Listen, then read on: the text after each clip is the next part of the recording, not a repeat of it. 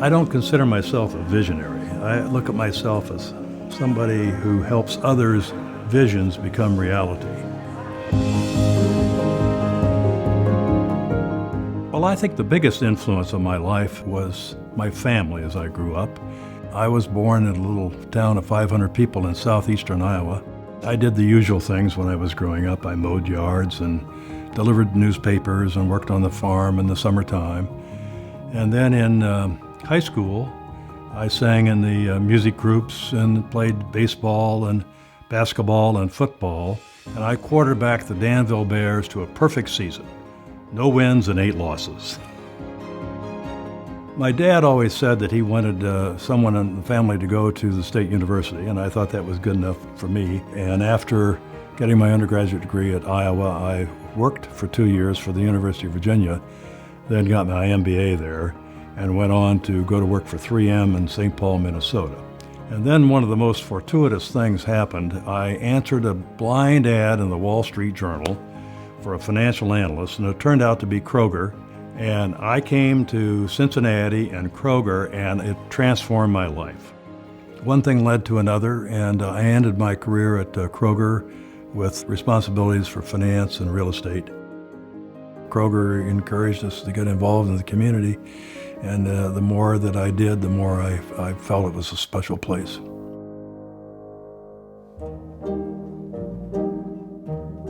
My passion for the arts sort of started accidentally.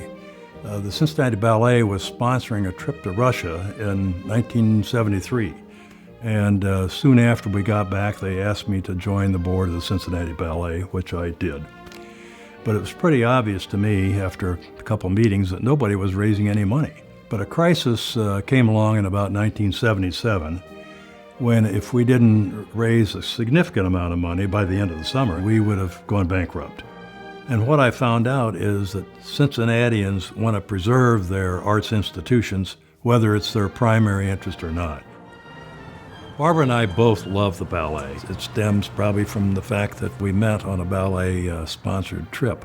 But we've always supported the ballet and been interested in meeting and knowing the dancers.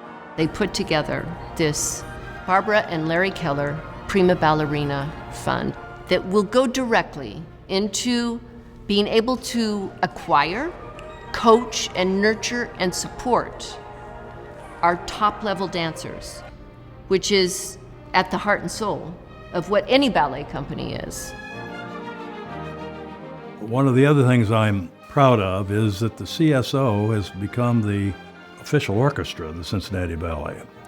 Ballet companies in the United States typically do not perform the live music. It's too expensive.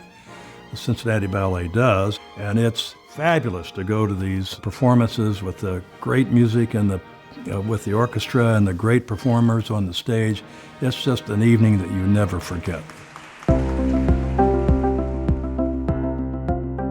Larry is recognized and respected for his business successes, including the national boards where he has served and still serves. The one I'm most proud of is the MultiColor Corporation.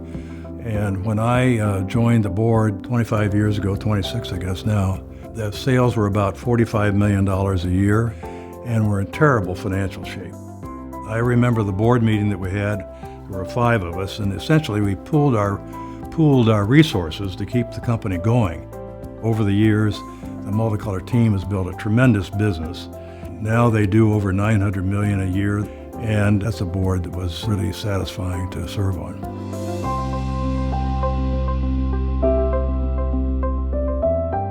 My oldest son and his wife live here, and our daughter lives here, and we have 2 other children.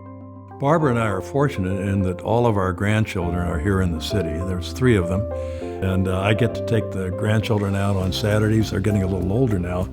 We have a good time together. Barbara's quite involved in the arts herself. She has her own program, Showcase with Barbara Kellar, on CET. I don't think there's a night where you can't find something on CET that's going to be really, really interesting or enjoyable.